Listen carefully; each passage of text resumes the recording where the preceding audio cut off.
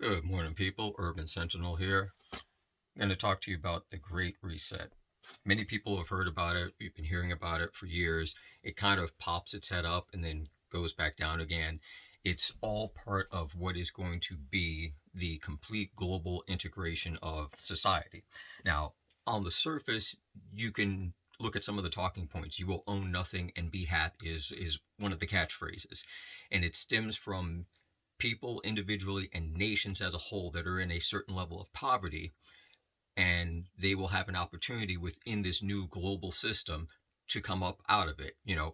Basic needs will be provided for: food, healthcare, housing, that sort of thing. And yes, people should have those basic needs and should be able to have those basic needs available and taken care of. But the way that this system is going to be set up is going to be a different sort of fashion altogether. Within the equality on a global scale, that's going to require a certain level of cooperation. It's going to require nations to effectively agree to work together towards common goals. Now, you can say, well, that's going to be a difficult thing to do, but then European Union is a perfect example.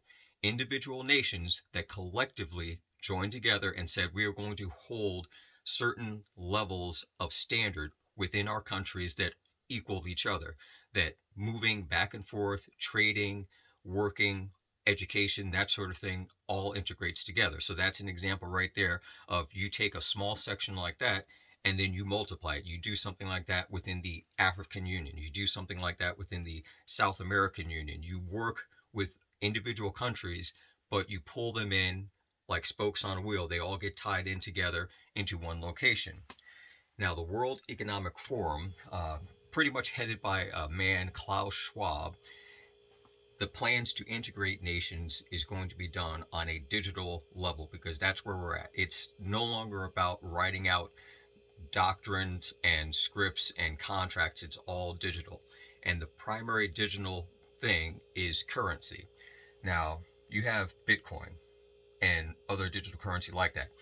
The premise is that it's decentralized, that you and I and anyone else that get involved in that type of digital currency, we can all keep track of it. We can all see what's there. We all can have our own personal record through the blockchain system of what's available. This is sort of the reverse. This is going to be a centralized, again, digital banking system that controls all of the finances, all of the money, and tracks where everything goes. The way it can work is you go to these poor, impoverished countries and say, look, we're working this program. We need you on board. Here's the benefit to you and the people of your country. And then you offer them improved food, healthcare systems, education systems, transportation, things like that, based upon their country's credit system. So looking at how many people are working, what's their level of education, what do they produce, what are their resources, what space do they have available, what makes that country on any level whatsoever unique and valuable, and all of that's tallied up, and the nation as a whole gets a certain amount of points. Then when they join other nations in a union, those points get a bonus on top of that. And then the individual citizens will each be assigned a certain level of base points to start, and then they can go and do things that increase their point system. Now, the primary way a lot of this will be done will be through IDs, digital identification, both physical passports, photo IDs, recorded fingerprints, irises, things like that, but also within the network of the social credit system. So what would happen is they might issue new passports, look very similar to the existing ones, except for integrated in it is everything else about the person: medical, uh, education, locations where they've lived, things like that. You no longer have to carry money on you because now money is not termed in dollars, it's termed in points. Businesses, large corporations, small corporations that want to get the advantage over competitors join into the system. So they effectively, you walk into a supermarket with your new global ID, everything in there has points on it versus dollars, and you're allotted so many points to purchase each day or each week in those participating outlets. You go in, you just pick it off the shelf, similar to the way the Amazon and Whole Foods automatic scanners were designed. You load up the app, you walk in, you pick off whatever you want, you walk out, it's scanned the food as you move out and tagged your account saying you got this, this, and this, and off you go. Same principle, not just for food, for medical care, for housing, for transportation, things like that. You call up an Uber, they're automatically paid. The car shows up, especially if we move into an era of the self-driving vehicles. Vehicle just pulls up and takes you to wherever you want to go. This encourages people to utilize the system to basically not screw it up, and they get more points. You look at people that are unemployed or looking to change employment, now any participating area, any country, anywhere in the world, they'll get to travel to, they'll get to work to. And yes, you can look at it also as there will be some nefarious ends of it. True, if you're living in a poor, impoverished country, someplace in Africa, and another country in South America needs an extra 10,000 people to work on a new construction project that's going on that will, better the entire system, you get to hop on board, leave from your country, travel across the ocean, go to that country, and do your work. You're earning your points. If you've got family back home, those points are within your household system. They earn points as well, which enables them to buy more food, to get access to more health care, to get access to better transportation, whatever it is. So it encourages people to participate because the benefit that they see on the lower end is significant because they're getting more than what they currently have, and they're getting it without the hassles and the hoops and hurdles that you often have to jump through. The currency itself, the value itself, just like money, it's given its own value. So it's basically, nations are told if you get in and on board early enough, your nation gets a higher level of points, and therefore your citizens get a higher level of points. If you wait till we're almost done wrapping the program up and you come in last because you're holding out to see what's going on, your nation gets a smaller number of points, and it's going to be harder for your citizens to move up and do things. So naturally, you offer the biggest piece to the smaller countries because they'll want to get on board first, and you're going to have some larger nations decide, well, they like their status as up here, they're going to hop on board, and you may get that band of countries in the middle that are kind of back and forth on it. But when people see that these nations joining up in their micro unions like the European Union and everything else, but then those unions are then connected to each other. So globally, you go across the continent, yes, you may have a title, a banner that says we're part of this union or this network, but they're all connected everywhere you go. The social credit system, as many of you know, China has integrated that into their entire network. That's the individual basis. That's everything from one, the surveillance system. It's connected to everything. It's not just simply security cameras watching the area. It's the security cameras, it's the sensors, it's everything in the cell phones, all electronics, your email, everything. You do something wrong or something that goes against a policy, a law, you lose points. Points get deducted. You do something that's a benefit, you get points. That type of integration is how people at this point will effectively move up or down or laterally within the network. Your social credit system, like your financial credit system, will be assessed. Everything in it determines how many points you get at the start of the month, at the end of the year, whatever the case may be. And that enables you now to look ahead and see what you're going to be using it for. So effectively, there won't be a price difference on retail. Everything will be the same number of points here, there, and everywhere, because the individual retailers and their suppliers are also integrated in the system. So now, cost of bread here in America on the shelf in one grocery store, same cost in a different grocery chain the other side of the country, same cost in a totally different country. It'll all be integrated the same. You'll have the point systems you'll use, whether it be an app on your cell phone, a redesigned passport, a specified ID, or an integrated chip physically in you, whatever the case may be, or it could be a combination of all of those things.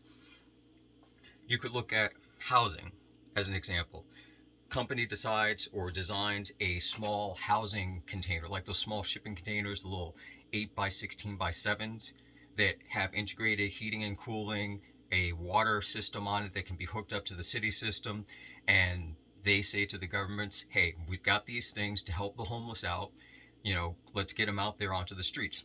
Federal government goes to the states, say, here's the program, we'd like you to participate. The states say okay, and the states move it down through the county and the locals and say, you can place these on your city controlled property, or if you find volunteers that want to have it on their property, sections of parking lots, off you go. And of course, they'll be controlled electronically, so people just simply can't go in and out. They'll have to be chipped, they'll have to have a card, they'll have to have some type of reader that registers them going in. And of course, for safety, you can't lock someone in or block and lock someone out. So they'll be controlled and monitored that way through security systems.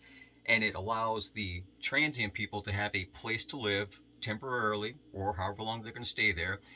The towns that have this get points within the system, which enables their town to get more services and more resources. The states that participate, the more they have towns participate. Again, it's all about getting the points and getting more resources for you, for your town, for your community. Even though it's all supposed to be a global sharing network, it goes to the people and places that participate more than other places that are more willing to participate. As far as individuals that want to hold out, say, well, I'm not going to be part of that. You can say that, and just like a lot of things, it will change around you. You may go into work one day and say, oh, we've gotten rid of the old time cards where you swiped, and it logs you in. Now we're going for the scans. You have to have the chip. You have to have the new retinal scan ID. You have to have whatever it is. If you don't get it, we can't log you in to work. So if you want to work, you can work, but you're not going to get paid for it. Your banking institution may say, we're setting up new policies and we're having new ATMs come in. You must have. Otherwise, we can't give you your money. Even if we know it's you and we see that, oh, yes, there was a digital transfer of funds from your employer, we can't give you access to that unless you're integrated in the system. You can try to go online on your phone and you won't get access to your account because it has not been logged into the new system. So they will force people through simple, procedures like that to get on board. If you happen to be a person that, well, I'm living out in the woods, I'm going to be off the grid, that's great. If you own the property, it's registered. Some point, a county or state official is going to be going through all of the owned property by individuals, and they're going to say, hey, you own this property, here's the new assessment, here are the new things that you have to do to maintain and keep your property and to stay on your property.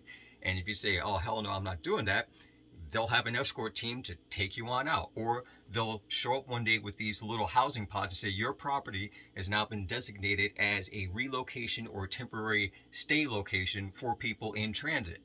You get no choice in the matter. You say, well, I'll sue, take them to court. Good luck with that. Courts by themselves are always going to be a problem. But now when everything is integrated into it, because what people are forgetting is the very courts that you would go to have something like this resolved are still made up of individuals, people, lawyers and judges that are also on the system. And their work, be it however you want to look at it, would be affected in that point system as well. Because everything that you do in this new global system, both for the social credit and for the whole of the World Economic Forum, is weighed up and balanced and tallied out. So you're going to find that there are going to be people that like their status and want to maintain their status, so they're not going to want to get their hands on something where it may drop them down in the points. And yeah, that's a way to control the courts and to get biased judgments against people for whatever the purpose is.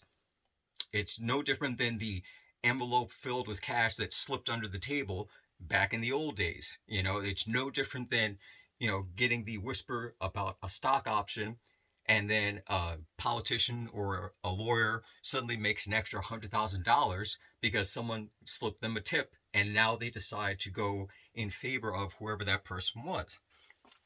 That's something that is just human nature, the way it's designed. But as a whole, when you look at what's going on now, you may think that, well, we're not going to be in that era right away. We're already there. We're in there in small little pieces. And what it's going to amount to is it's going to become a digital slavery, because you are either going to have to work within the system, within the rules that are set up, or you are going to be on the outside and you will have no access to anything. And being on the outside in certain circumstances makes you the target first, because you're the easiest one to spot. So if they decide that at a certain point they just don't want to deal with the outliers and the outsiders, things can happen. We don't know, and I'm not even going to speculate, but that tends to be the way it is. You either get everyone on board and the people that are on the outside, you cut them off and they stay off, and you make sure that they get no access to anything, or you make it very difficult for them to get access, or even if they're unwilling but they're inside the group, you can maintain and monitor and control them from there. Now, a large part of what is going on with this whole thing is it makes a resurgence, and you start to notice that more talk about the global governance and the back in the old days, the New World Order, comes around when you have a large number of nations in certain levels of poverty, where you have multiple natural disasters and recovery on an economic level is going very poorly, because it plants the seed, the idea that, oh, this is a better way to do it. This is a more equitable way to do it. If we go on board with this program, we'll have fewer problems if these events occur. You'll have countries that, Haiti as an example. Haiti has been recovering from 1, 2, 3 natural disasters that have taken place over the last 8 to 9 years. You offer them an opportunity, something like that, they will take it because it's much better than what they're at now. You look at a country like Venezuela, which, they're still a bonfire. They're still a raging dumpster fire. They're not under any level of improvement. You offer them into a program like that, they will take it. And yes, you can say that there are clearly obvious signs and symbols of communism and socialism where the government controls everything, where you go, what you do, all that sort of stuff. That's an inevitability. That's simply the way it is. You can either have it be open and right there in your face, or it can be behind the scenes, running in the background, where as long as you don't look over your shoulder, you don't really pay attention to it, and you can ignore it that it's there, but it's still there. All these different nations, all these different countries will want to be on board because they're either getting tired of being left behind, or they're getting tired of effectively scrambling up the same section of hill but never getting any higher. That's what you end up getting, is you end up getting the countries that want it the most, as well as the countries that want to stay up at the top and keep their status. They're going to be jumping on board. Those few places in the middle, the areas that seem to enjoy the mediocre routine of life, they're ending up in the same location. They're just either going to get leveled up, or they're going to stay effectively where they're at, but now they're the new lower level of status. So, like I said, this is something that pops up, and right now, the way the economy is globally, the talks of war with pretty much Russia and everybody else, potential war and conflict with China, a lot of resources, a lot of nations are feeling uneasy, and they're looking for a little bit more stability. And if they can get it through joining up in this new World Economic Forum and being part of this great reset, they'd rather be part of it and have the chance to do better, have a chance to have more opportunity, than sit back and sit on the outside and get left behind again. So that's it for now. Like, share, subscribe, and I'll catch you guys later.